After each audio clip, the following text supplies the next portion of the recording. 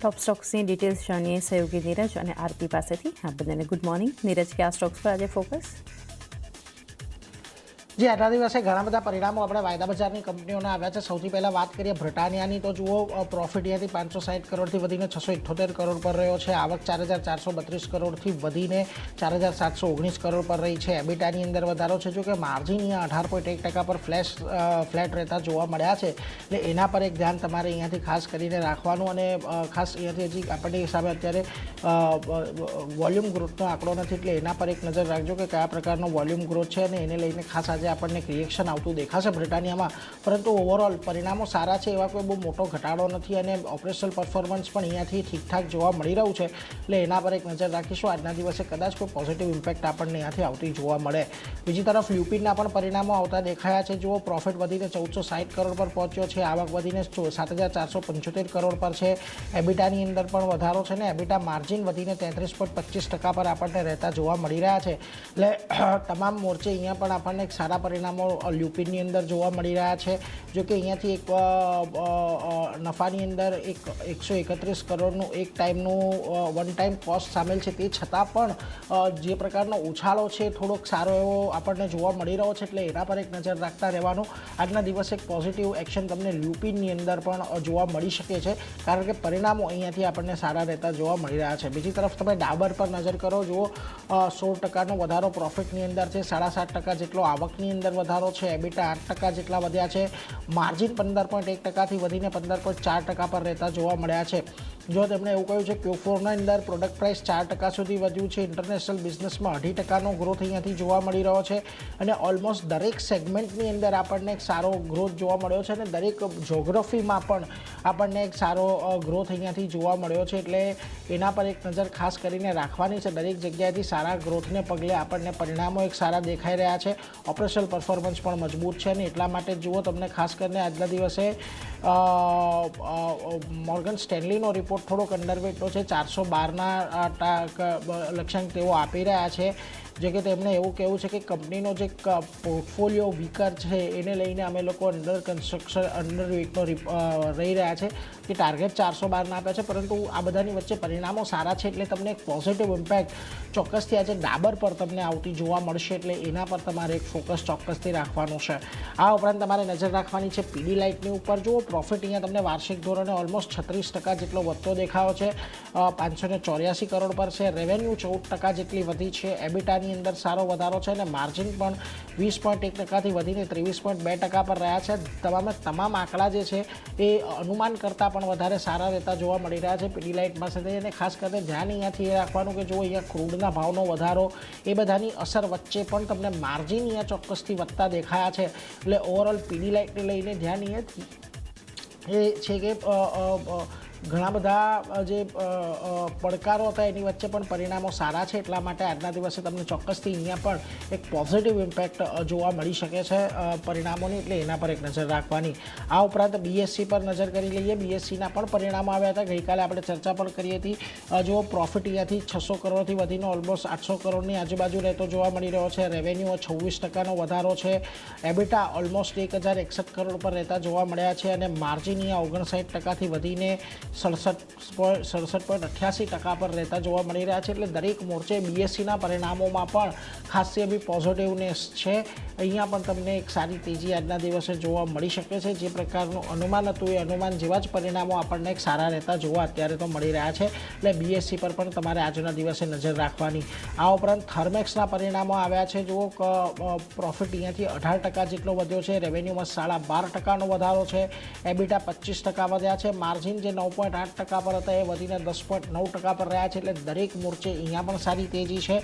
અને આ બધાની વચ્ચે તમને કવિતા સિંહ જે CHRO પદે નિયુક્તિ તેમની કરવામાં આવી છે, એટલે મેનેજમેન્ટની અંદર પણ ફેરફાર છે, 25 મેથી તેઓ કામકાજ સંભાળવાના છે, એટલે એના પર પણ એક નજર રાખજો। પરંતુ ઓવરઓલ થર્મેક્સના પરિણામો પણ સારા છે, ઓપરેશનલ નંબર્સ ઘણા સારા આપણને જોવા મળી રહ્યા છે, એટલે આજે તમને અહીંયા પણ એક તેજી સાથેનો કારોબાર કદાચ જોવા મળી શકે, એટલે એના પર ધ્યાન રાખવાનું। એટલે આજના દિવસે જુઓ તમને બ્રિટાનિયા છે, લ્યુપિન છે, ડાબર, પીડી લાઇટ, BSC આઈસીઆઈસીઆઈ બધી જ કંપનીઓ વાયદાની છે, એટલે ત્યાં આજે તમને ખાસું એવું એક્શન રહેતું જોવા મળી શકે છે, એટલે એના પર તો એક નજર રાખજો. પરંતુ આ સિવાય પણ આરતી ઘણા બધા સમાચારો છે, ઘણા બધા પરિણામો છે, ખાસ ક્યાં નજર? જે શરૂઆત બાયોકોન સાથે કરીએ તો અહીંયા નંબર્સનું રિએક્શન આપણના કાઉન્ટર પર બનતું જોવા મળશે. સારા નંબર્સ આવતા દેખાઈ રહ્યા છે. આવકના ફ્રન્ટ પર 4,417 કરોડથી આવક વધી 4,516 કરોડની પાસે પહોંચતી દેખાય છે. નફાની વાત કરી લઈએ તો જુઓ 459 કરોડથી 198.60 કરોડની પાસે આવક નફો આપણને આવતો દેખાઈ રહ્યો છે. એબિટાની વાત કરી લઈએ થોડો ઘટાડો એબિટાના ફ્રન્ટ પર જોઈ રહ્યા છે. 1,078 કરોડની સામે 1,020 કરોડની આસપાસ આવ્યા છે અને માર્જિન 24.40%ની સામે 22.60% પર, એટલે માર્જિનમાં પણ થોડો ઘટાડો. એબિટા માર્જિન ઘટ્યા છે પણ આવક અને નફો વધ્યો છે, એટલે મિશ્ર નંબર્સ બાયોકોનમાં આવતા દેખાયા છે. અહીંયા નજર રાખવાની છે સ્ટોક કઈ રીતે રિએક્ટ કરે છે. નેક્સ્ટ MGLનું કાઉન્ટર છે. હવે અહીંયા જુઓ ખરાબ નંબર્સ આપણને આવતા દેખાયા છે દરેક ફ્રન્ટ પર. નફાની વાત કરી લઈએ તો ખાસો એવો 35.4%નો ઘટાડો નફામાં બનતો દેખાવ છે QOQ બેઝિસ પર. સાથે આવકમાં 0.4%નો મામૂલી એવો ઘટાડો છે. એબિટા ઘટ્યા છે 26.1%નો ઘટાડો એબિટાના ફ્રન્ટ પર આપણે જોઈ રહ્યા છે. 260 કરોડની પાસે પહોંચ્યા છે અને માર્જિન જે 17.1% પર હતા ત્યાંથી ઘટી અને 12.7% પર આવતા દેખાયા છે. તો અહીંયા એક ઘટાડો આપણને આવતો દેખાઈ રહ્યો છે અને બોર્ડ દ્વારા ₹30 પ્રતિ શેર ડિવિડન્ડની ભલામણ પણ કરવામાં આવી છે. તો એ ખરાબ નંબર્સ, એટલે અહીંયા ધ્યાન રાખવાનું રહેશે MGLના કાઉન્ટર પર કઈ રીતે સ્ટોક અહીંયાથી રિએક્શન બતાવે છે. નેક્સ્ટ સોનાટા સોફ્ટવેરનું કાઉન્ટર છે. મિશ્ર નંબર્સ અહીંયા જોઈ રહ્યા છે. નફો 25.1%, એટલે ઓલમોસ્ટ 25%નો વધારો. 130 કરોડની પાસે નફો વધીને આવ્યો છે QOQ બેઝિસ પર. આવકમાં 17.7%નો ઘટાડો જોવા મળ્યો છે. સામે એબિટાની વાત કરી લઈએ તો સુધર્યા છે એબિટા. 5.6%નો ઉછાળો એબિટાના ફ્રન્ટ પર ને 183.3 કરોડની પાસે આંકડો આવ્યો છે અને માર્જિનની વાત કરી લઈએ તો 5.6%ની સામે સુધારા સાથે 7.2% પર આવતા દેખાયા છે. તો અહીંયા પણ ધ્યાન રાખવાનું છે. માત્ર આવક ઘટી છે પણ બાકીના ફ્રન્ટ પર સારા નંબર છે અને બોર્ડ દ્વારા ₹4.15 પ્રતિ શેર ડિવિડન્ડની ભલામણ પણ કરવામાં આવી છે. એટલે સોનાટા સોફ્ટવેર પર પણ એક નજર રાખવાની છે.